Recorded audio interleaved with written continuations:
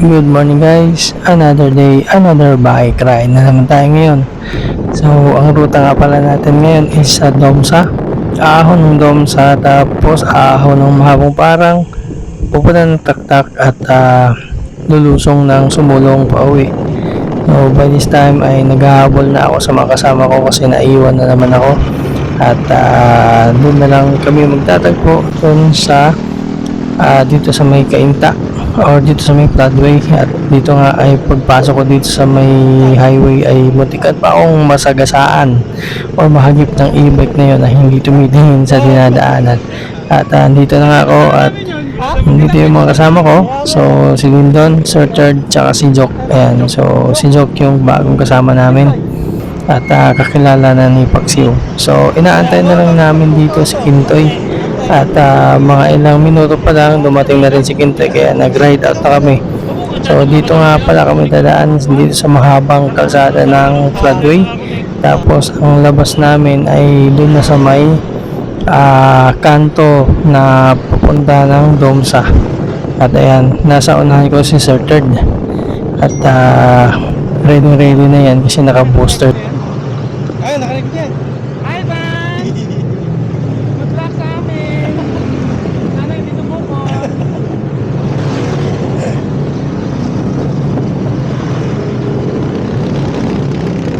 Yan, dandahan lang. Tingnan natin kung effective yung booster. Energy. Nanggaano kami ni Igan. Baka ano na yun, baka hype lang. Baka sa mga athlete lang yun.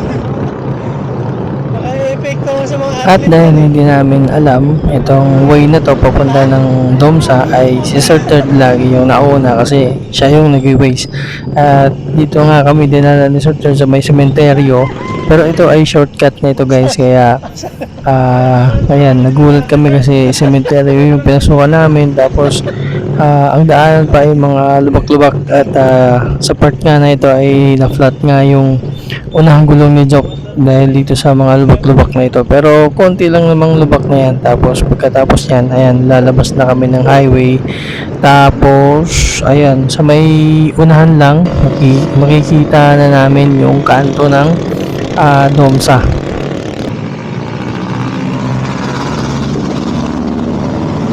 Hintay ba yun? Dito sa part na to ay inantay lang namin si Kintoy kasi nung pagtawag namin ay kagagising lang, kaya umabot na lang din siya. At inantay na lang namin dito sa kanto at mga ilang minutes pa lang ay dumating na lang din si Kintoy. Kaya ayan, nag-start na kami, nag-ride out na kami paakyat ng Domsa. So dito sa start ng mga ahon dito may mga konting ahon bago yung pinaka main ahon talaga, which is yung sa may kapihan, which is yung Siko. At ayan si Jok, no, bagong kasama namin. So nakasama nila Paksiw at Kintoy yan nung nag-ride sila nung una, at pangalawang sama na ni Jok ngayong ride na to. At may kasama din si Jok, si Arman, kaya lang medyo malayo kasi siya sa Paranaque, kaya hindi siya pag nag-ride kami hindi siya basta-basta nakakasama kasi malayo. At dito nga guys ay umpisa na ng ahon. Pagkatapos ng liko na yan ay dito na kami ahon, kaya ayan si Kintoy nag-start ng mag-ascend pala.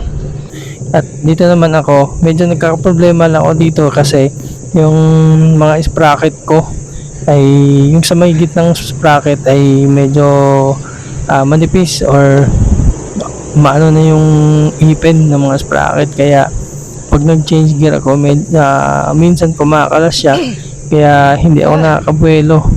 At isa ko pang problema is yung cogs ko, yung pinakamalaking cogs ko, hindi siya umaakyat dun, kaya medyo makunat talaga yung padya ko dito. At syempre hindi naman din ako sanay sa mga ahonan, kaya pinipilit ko na lang talaga dito kasi ayaw ko rin tumukod, kasi pagka nakatugod ako dito hindi na rin ako makakabuelo dahil sa matarik din yung kalsadang ito. So mga nasa 14 ata, 14 or 16 or 12 gradient, hindi ko maalala. Pero nasa mga ganyan. Yung Chico na yan, yun yung 12 or 14% gradient. Pero dito naman pagkatapos ng Chico ay may mga ano rin, mga 9 to 10 percent na gradient, no? Kaya makunat pa rin dahil nga yung ano, yung sprocket ko sa likod, yung cogs ko ay hindi umakit dun sa pinakasagad, dun sa pinakamalaking sprocket. Ah, ah, ah, ah, ah, ah. Whew. Ah. Ah, tawa. Ah, buga pa. Taas. Kulilit. At pagkatapos ng mahirap na ahon na yun ay at least nakaraos din. At dito nga guys ay trinay naming ayusin yung ano, yung sa kogso para at least umakyat siya sa pinakasagad, dun sa pinakamalaking sprocket. Kasi kailangan kong may extra na gear na malambot kasi yung susunod na ahonin namin is mahaba tapos matarik din. So ito yung mahabang parang.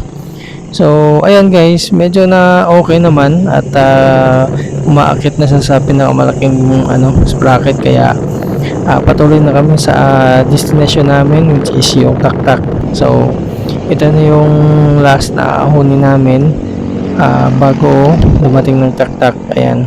So bago mahabang parang, bago mag-ahon, yun, naglusong muna ng konti at dito ay nag-start na mag-ahon. At dito nga ay medyo mabagad yung pacing ko kasi nga medyo napapagod na rin. At eto, ayan, humaharurot na si Kintoy. So sa lahat ng mga nakasama ko dito, si Kintoy, Sir Third, Paksiw.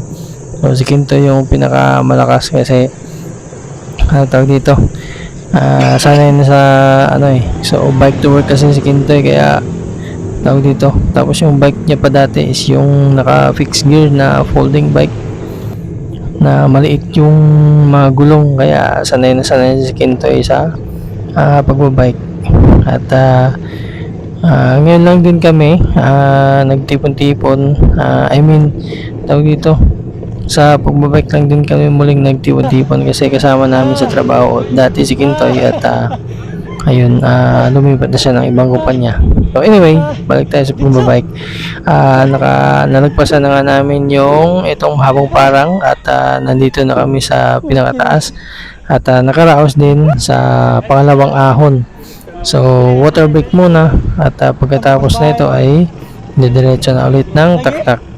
Ayan, so ride out na ulit kami at doon na kami magkakape sa may taktak at bago umuwi. At ang daan namin pa uwi is aahon muna kami ng Sumulong, paakyat ng Cloud9, tapos lulusong papunta ng Marcos Highway. So yun yung magiging way namin pa uwi, no? At dito sa part na to guys, ayan, may mga lusong na at may pakonti-konting ahon pero banayad na lang din. At yun, papunta ito ng yun, Tipolo Simbahan. At siguro paputulin ko muna yung video dito guys kasi medyo mahaba na at tutuloy ko na lang yung video yung nandun na kami sa may taktak.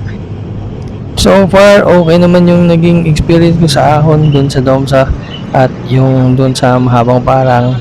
At yun, pumipitik yung dibdib, siyempre sumisigip at tawag dito, napapahinga ka talaga dahil sa tarik ng ahon. Pero good experience pa rin at may mga siyempre achievement na rin kasi sa kagaya ko na baguhan sa pagbabike. At yun, goods na goods yung ahon sa Domsa at saka mahabang parang.